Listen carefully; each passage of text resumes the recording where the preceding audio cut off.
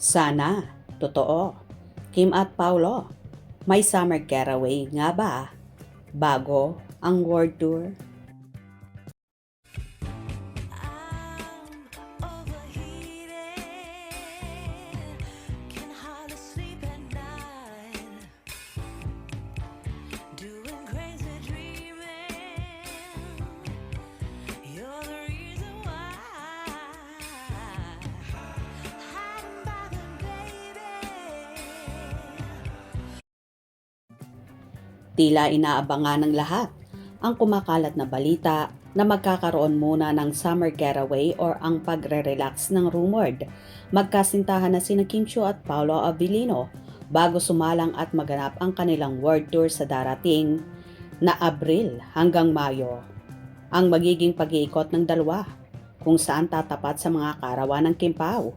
Si Kimi na April 19 ang kaarawan while si Paolo naman ay May 13 naman.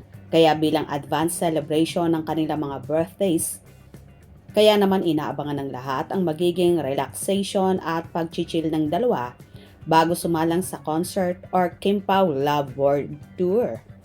Usap-usapan ngayon ng mga fans ng tila plano ni Kim Chiu at Paolo Abilino na mag-beach muna bago sumabak sa inaabangang world tour sa gitna ng sunod-sunod na proyekto, endorsement at public appearances. Tila nais muna ng tambalang Kim Pao na huminga at mag-relax sa ilalim ng araw bago harapin ang mas malaking yugto ng kanilang karir. Nagsimula ang usapan matapos mapansin ng fans ang ilang hiwatig ng kanilang mga recent interviews at social media posts. May mga cryptic caption kasi na needing sun at reset before the big jump na agad namang pinagdugtong-dugtong ng netizens para sa masugid na supporters. Malinaw ang mensahe, summer vacay muna bago trabaho ulit.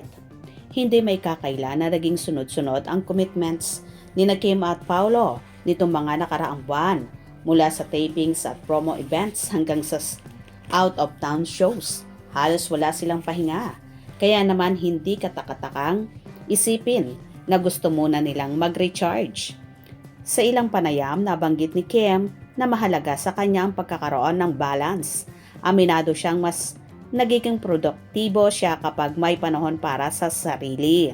Si Paulo naman, nakilala sa pagiging pribado, ay minsan ding nagpahiwatig na mas gusto niya ang tahimik at simpleng bakasyon kaysa magarbong lakad. Kaya nang kumalat ang balitang ito, baka mag-beach mo ng dalawa. Marami ang natuwa. Para sa fans, deserve ng Kim Pao ang pahinga, lalo na bago harapin ang mas malaking audience sa world tour. Bagamat wala pang detalyadong itinerary na inilalabas, matagal nang usap-usapan ang posibilidad ng international shows para sa tambalan dahil sa lumalawak na fanbase nila sa iba't ibang bansa. Hindi malabong magkaroon ng seryeng shows sa labas ng Pilipinas. Ang world tour ay hindi basta-basta proyekto. Kailangan nito ng matinding preparasyon, physically, emotionally at professionally. Kaya naman kung totoo ang magbi-beach muna ang dalawa, maaaring bahagi ito ng paghahanda. May mga fans pa ngang nagbibiro na baka raw sa beach na mismo pag-usapan ang future plans habang nakaharap sa sunset at may dalang coconut juice. Ang simpleng imahen na iyon ay sapat na para kiligin ang marami. Sa social media, bumaha ang fan edits na nagpapakita ng Kim Pao sa mga beach setting, white sand, blue skies at candid smiles. Kahit hindi pa kumpirmado ang kanilang summer getaway, tila nakagawa na ng sariling kwento ang fandom. May ilan ding nagtanong kung ito ba ay simpleng barkada trip o mas pribadong bakasyon. Ngunit gaya ng dati, nananatiling maingat ang dalawa sa pagbabahagi ng detalye. Hindi man sila nagbibigay ng eksaktong sagot, sapat na mga pahiwatig upang pag-usapan ito ng buong online community. Sa industriya kung saan mabilis ang takbo ng oras sa trabaho, mahalagang magkaroon ng sandaling huminto. Ang beach ay madalas na simbolo ng pahinga, paghilom at bagong simula. Marahil ito rin ang nais na maranasan ng Kim Pao bago ang mas malaking hamon. Hindi rin may iwasang isipin ng ilan na ang ganitong bakasyon ay paraan para mas lalo nilang makilala ang isa't isa, malayo sa ilaw ng kamera at pressure ng trabaho. Sa katahimikan ng dagat, mas malinaw ang pag-uusap at mas totoo ang mga sandali. Agad na nag-trending ang balitang ito. May mga nagsasabing, "Go! Deserve nyo yan." Habang ang iba'y na may sabik nang makita ang beach photos kung sakali.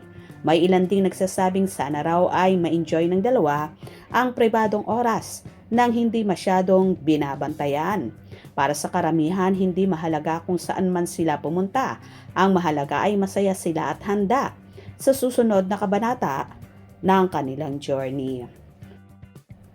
Hanggang ngayon, wala pang opisyal na kumpirmasyon kung totoo nga ba ang beach trip bago ang world tour. Ngunit ang dami ng pahiwatig at excitement ng fans ay sapat na upang maging trending ang issue. Sa huli, ang kwento ng Kim Pao ay patuloy na sinusubaybayan mula sa kanilang mga proyekto hanggang sa personal na sandali, at kung ang summer getaway man ang susunod na eksena, siguradong magiging bahagi ito ng mas malaking kwento na sabay-sabay inaabangan ng kanilang mga taga-suporta. Isang bagay ang tiyak, beach man muna o world stage agad. Dala ni Kim at Paolo ang suporta ng kanilang fans saan man sila magpunta, at sa pagitan ng alon at spotlight, patuloy ang pag-usbong ng tambalang patuloy na nagbibigay kilig at inspirasyon. O diba? Kaloka, at ngayon pa nga lang ay so excited na at inaabangan ang napapabalitang getaway na yon ng Kim Pao. Sana nga totoo para makapag-relax din sila bago ang world tour. Kayo ba, gusto nyo rin yon? Hope you enjoyed. Please subscribe for more info.